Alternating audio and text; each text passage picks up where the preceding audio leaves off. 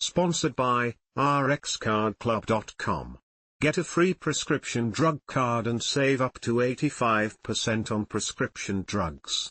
rxcardclub.com. Hits and misses. Reed blows it for Bulldogs. Darren has been a keen follower of sport his entire life, developing a strong love of rugby league, cricket, baseball and just about any competitive event involving an Australian athlete. Darren's editorial journey included stops at AOL Vertical Bar 7, Wide World of Sports and Sports Fan.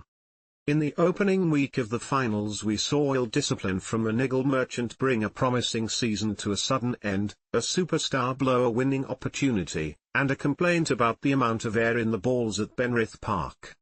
Read on as we take a look back over some of the biggest hits and misses. Serial pest behavior costs the Bulldogs. There were a lot of reasons the Bulldogs lost their elimination final against the Sea Eagles, from Toby Sexton's inability to take control, to Jamin Salmon's underwhelming contribution, to Jacob Kiraz's inability to catch a high ball, to a complete lack of line-bending middle forwards and Matt Burton's ongoing mediocrity as a goal kicker, having their best finisher sitting at home having failed a drug test, despite not having taken any drugs, can't have helped either. But, if I was to name the one thing that cost the Bulldogs most dearly, it would be the ill discipline of Reid Mahoney. All year most people have either laughed at or encouraged Mahoney's ability to get under the skin of his opponents with his niggling nature. Coach Cameron Ciraldo repeatedly backed his fiery hooker, when he really should have been telling him to pull his head in. In the biggest game of the year, with the Bulldogs in control of the game, Mahoney lost control of his.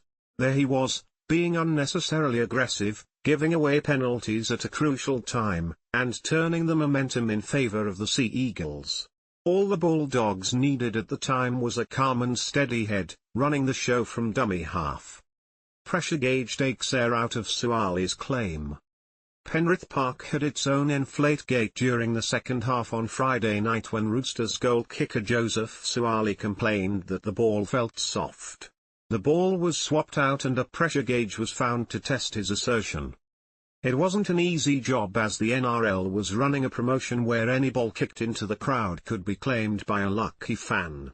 To accommodate this there were over 40 balls distributed around the ground in bins. An official went from bin to bin with the pressure gauge making sure that all the balls were properly inflated. The ball Suaali complained about was found to be within the required pressure range. Maybe he'll find the Gilbert, the ball they use in rugby, more to his liking. Ponga's back finally breaks under the weight of Knights. It was the moment when all of Kalyn Ponga's greatness wasn't quite enough to keep the Knights afloat in 2024.